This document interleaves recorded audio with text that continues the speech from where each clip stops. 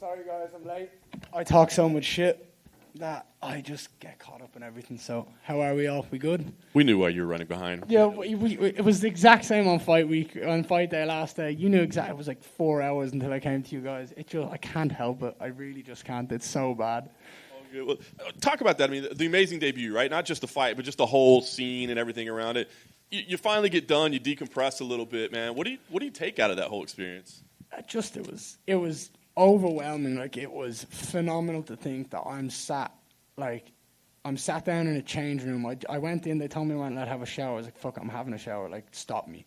And I was like, had a shower. I put my suit on, and I'm like, I've just knocked someone out at MSG on my UFC debut, and I'm like, that's ridiculous. Like, that is the fact that is coming into my head, like that's actually reality, is ridiculous. And obviously, I couldn't be happier. It was just phenomenal, and it's just something I'm gonna remember that for the rest of my life. Like I was saying after, I'm like, I can retire now. I'm like, I've just knocked someone out at MSG. Like, I've put my name in the history books in regards to like the most historical fight venue on the planet, and it's like I could do nothing but smile and laugh and enjoy the moment, and it was special. Awesome. And I know it's not Madison Square Garden, but look, here you are back, another big pay-per-view event. I'm guessing maybe no coincidence that they've got you on a massive card again. I don't know. I don't think that's a coincidence whatsoever. I think they know. I think they know that I'm game. Do you know what I mean? I show up, I fight, I talk the talk. Like, I got on that mic. I don't know if anyone's ever had a better off. There's only two people that you could argue could talk as good as me, and that's Chael and Connor. I'm not gonna have any other name in that list. It's like, and it's just natural. Do you know what I mean? It's something I'm good at. It's something you see me walk around fight week. Like, even when I talk to you guys, it's just the way I am. I just have a good time, and I fucking love what I do. I love this whole environment. Like, I love walking around the hotel and seeing people. I'm so loud.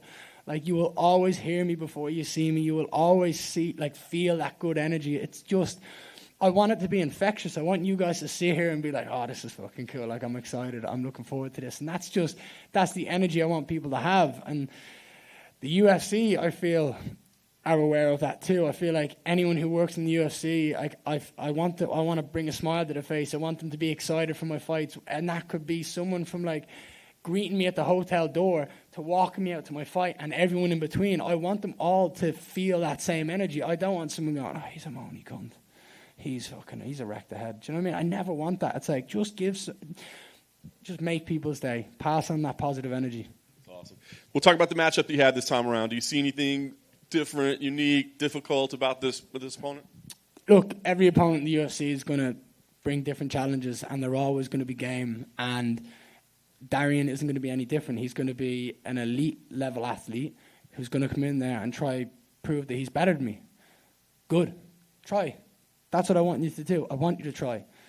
I don't want you to have any excuses. I want you to do what you can, do the best you can. And when I win, you won't have any excuses. You'll sit there and say, I did my best, and my best wasn't good enough, because he still beat me. And that's always what I want it to be. I want to break people. I want them to feel. I want to feel that change of emotion in them. I want to feel that switch where it's like, oh, shit, I know, I can't beat this guy. That's what I want. And they will come out. Everyone comes out in that first round with, like, intent to, like, have success. And whether it happens or not, they will try. Do you know what I mean? But they're not going to win, ever. They won't win. And he can try, and I hope he tries, and I want him to come out, and I want him to be ready. I want him to have the best camp he's ever had. I want him to be here feeling the best he's ever felt, because I'll still beat him, no matter what. There's another undefeated welterweight on the card that's his fifth UFC fight, and they're talking about him fighting for a title if he beats Gilbert Burns. I just wonder, your own career. You're 24 right now. I mean, do you want that fast track where 3 fights from now we're talking about you fighting for a title, or is it a different journey for you? No, I don't want that. Do I want to fight the best guys in the world? Absolutely. Am I going to fight the best guys in the world? 100%. In time. I'm 24 years of age. I don't know how old's Cam's at, 28? Yeah. 28. He's 4 years older than me. It's like, if in 4 years I fight 3 times a year, or even twice a year, you're talking minimum 8 fights. and that sticks me at 16-0, potentially 17-0. Do you know what I mean? Depending on where you do it from now or this weekend, like that's ridiculous. And it's just a case of getting better and growing. Like, I don't know if any of you've seen, but like after my fight, people were saying, "Oh, he's easily beatable. He was getting pieced up." It's the first thing I said to my fucking coaches after the fight. I ran over and I said, "Guys, we've got a lot to learn." But like, that's what we go home and do. We work on it. It's like, I know I'm not stupid. Like, I know I'm not perfect yet. It's going to come. I'm going to strive for perfection. I'm going to be so fucking good that everyone is going to know about it. And I'm not going to let anything stop me. And it's just a case of growing and evolving at a slow pace. And when I'm ready, when I feel like, right, it's time to go, I'll turn on the jets and I will take over and I will show the world that this is it. Like, this is the level I wanted to get to, and now it's done. Everyone's the time to beat me has passed. Like, every fight that I fight in, there's less of an opportunity for me to lose and just more winning. So every time I go out there and I win, it's just more that people are fucked, because it's just like the opportunity is going. It's just like that window, that margin is just slowly getting smaller. And then once I feel like it's gone, everyone's fucked. Everyone's fucked, because I'm going to fight everyone. Nice. Last thing for me, knowing that, you're not in a rush, right, that you want to grow. I wonder, what is the goal here? Is it to go, have another, hopefully maybe not get touched up as much, but have a nice first-round finish? Or, hey, I mean, would 15 minutes be the worst thing in the world, to get that time in the cage and maybe get some experience in there? I don't necessarily need experience. If I knock someone out in 2 minutes, I'll take that. Do you know what I mean? I don't think I ever need 15 minutes. For me, it's like my experience... I find this funny because obviously fighting is different to training in the gym. It's just completely obvious. We see some unbelievable fighters freeze when they get in the cage. Like, it happens. I'm fucking experienced. Look at the guys I'm training with. Look at the coaches I have. Look at the people I'm surrounded by on a daily basis. To think that I'm not getting tested, that I'm not getting pushed, and that the people have just seen what I am from my one UFC debut, like my one UFC fight. It'd be idiotic to think that. There's so much more than that. But let them think that. That's great. Think that that's all I have. That what you've seen is what I've got, because then you'll be excited. You'll be shocked when I show you what I've got. It's really just a case of, like, I know how good I'm going to be, and I know what I've got, and I'm just going to work on it, and work on it, and work on it, and keep pushing myself, because it's just there's going to be a point where people stop doubting, and people just won't want to fight. And people will make excuses and there'll be dropouts. But it's like, everything's good. Life is good. Ian over here. Hey, man, how are we? Good, how are you? How many times have you watched the MSG fight? 7, 8 times probably. I watched the repeat loads of times. I watched my post-fight interview loads. That was awesome. That was perfect. What was the biggest takeaway? Like, each and every time you watch it, what's the biggest thing that stands out? The biggest thing that stands out was, obviously, it was my UFC debut, and it was in the biggest card of the year, and it was at Madison Square Garden. And it's like, I don't know if anyone else has ever done that in the UFC. I don't know if anyone else has fought on the biggest card of the year for their debut in the biggest sporting venue in the world. Like, the most historical, I should say. But I don't know if anyone else has ever done that.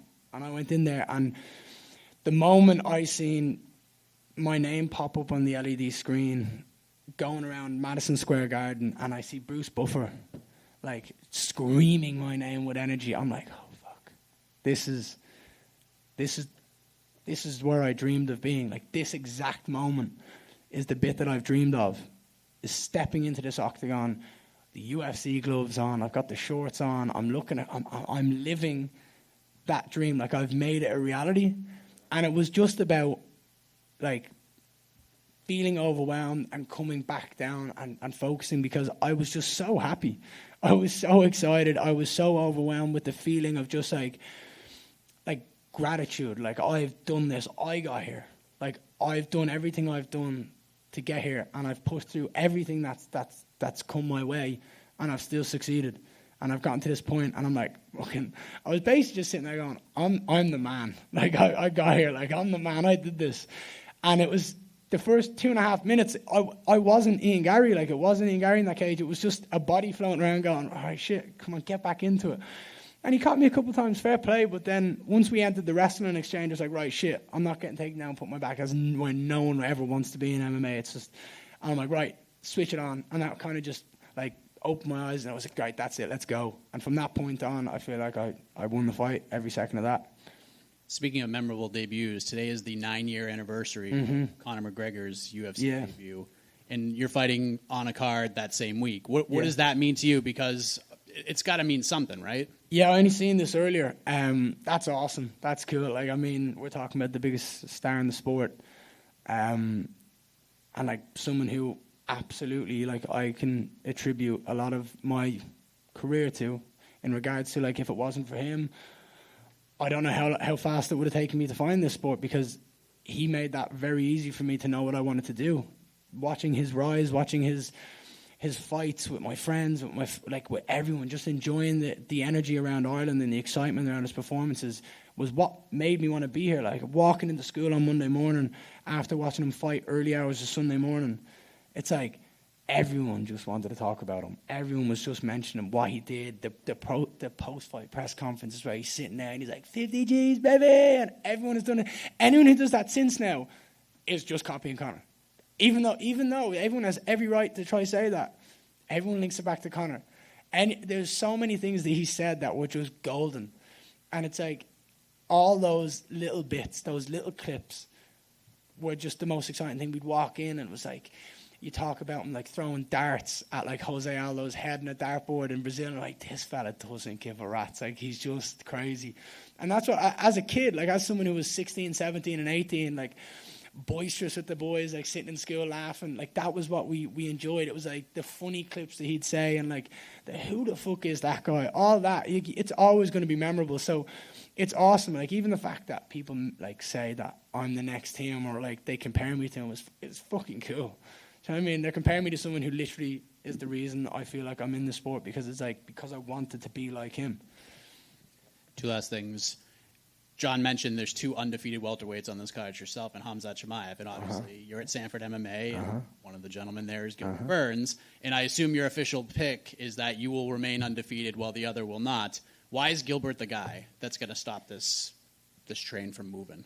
So I have an outlook on this fight, and I'm not picking either guy, because I can see both angles where both guys win. Like, Khamzat can win the fight, and Gilbert can win the fight. Like, they're both elite-level athletes at the top of the sport. And both guys can find the avenue to victory. But it's about who goes in there and does what they plan on doing and making it happen. And I think Gilbert, like, he's just a special talent. And it's like, he's so good at what he does, and it's like he cannot unleash himself in the gym like he does in a fight. Like, we've seen him, like he has a different level inside him that he just can't turn on in the gym, because it's just a dog inside him that you can see.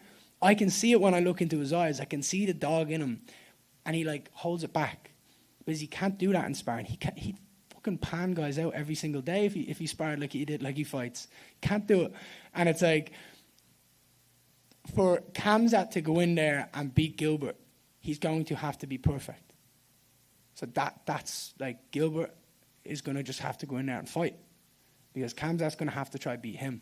Gilbert's going to be going in there and just not caring. So, I mean, either way, I'm going to sit back and enjoy that fucking fight. Like, it's awesome. How's the golf game? Do you know what? It's good. I'm not playing it anywhere near as much as I want to. I've got my clubs with me. I'm going to go play golf maybe today. If I keep fucking talking, I'm not going to get to play today. But probably tomorrow, I'll definitely get out and play some golf. I'm gonna see if I can play one of the nice courses here.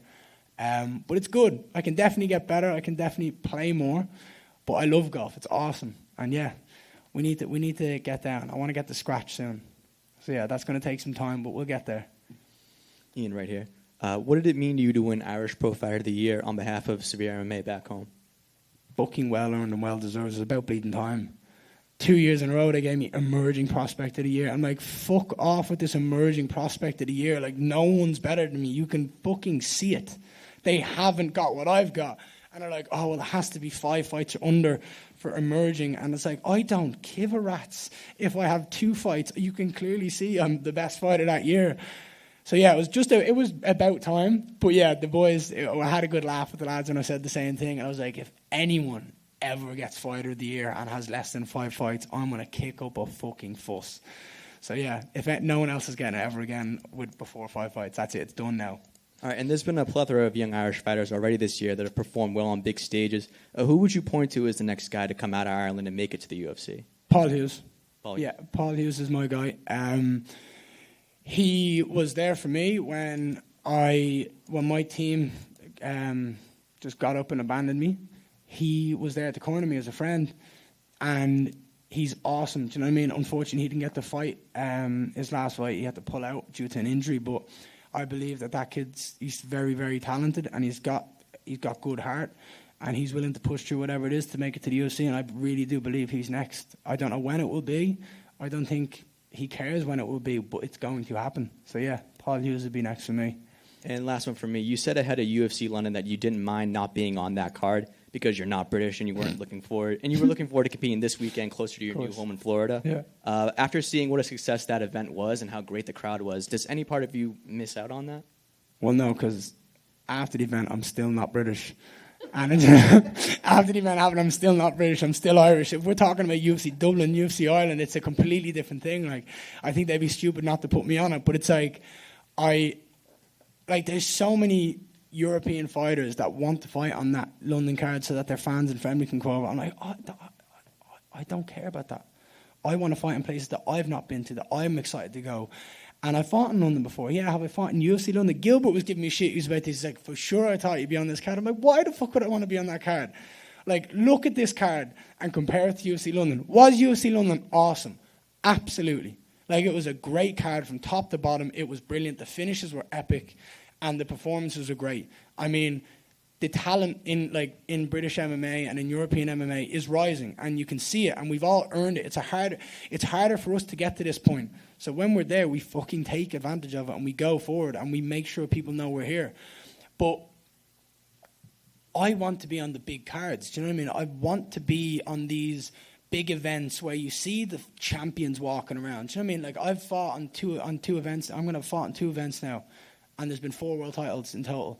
There's been 2 unbelievable people's main events in Chandler and Gaethje, and now Burns and Usman, or Burns and Chimaev. Do you know what I mean? It's like, they're the cards I want to be on. I want to see these guys walk around. I want to feel their energy. I want to feel their presence. I want to see if someone walks into the room, if they got what I've got, if they got it. Because I see a lot of people, and like, they don't have it. I'm like, but then you can feel someone's energy. You can when someone walks into a room, you can feel that kind of just like an aura where it's just like, okay, let's see what this guy's going to do. Like, and it's like, at the moment, Khamzat seems to be the guy who's got it. You know what I mean? Everybody wants to know what he's doing. Everyone thinks he's an animal and thinks he's doing it. I can tell you now, Gilbert Burns got that fucking energy where he walks into the room, he's like, yeah, what's up? He's got that alpha energy. So yeah, I think all of you have probably seen Gilbert and felt that energy. Like, he's got it, and I've stepped on a mat with him, and I know he's got it. It's like, it's just different. So for me, there's rumors about them going back. Like, I know Dana said he wants to bring them back to the UFC, back to London or to the UK or wherever it may be again. It's like, cool. I'm not going to be on it. I'm not going to be on that London card. I'm going to fight in Vegas. That's where I want to fight next. I'm going to be on the Dublin card. If they fight in Dublin, I'll be there. That's what I want to do. I want to fight in these places. I want to travel the world and see these different venues and feel that energy of different cities. And yeah, I don't know. I just have no want. There's enough British talent to put them on a London card. Bring me to Ireland, put me on UFC Dublin, bring me to Vegas, put me on a pay-per-view, International Fight Week, thank you. Put me on MSG. Actually, I'm not fighting in New York again. The taxes are ridiculous. Yeah, no, maybe not. We'll stay away from that. It's good to be in Florida for that. You know? Yeah, Florida's good. Vegas is good too. So yeah, let's make smart business decisions, right? We're a businessman now too. I've got to think about that as well. I've got to think of stuff other than just fighting. All right, thanks, Ian. Thank you so much. You want to avoid LA then? Oh, fucking right, I do. Hey, look, I'll go to LA. It's cool, but I'm fighting there. Same thing. I've heard nothing but bad things about the taxes there. I'm like, fuck, shit. We done? Look, she's like, now, go. Right. Thank you guys so much. I appreciate it. I will see you guys on Saturday night after and finish within 8 minutes. Take care.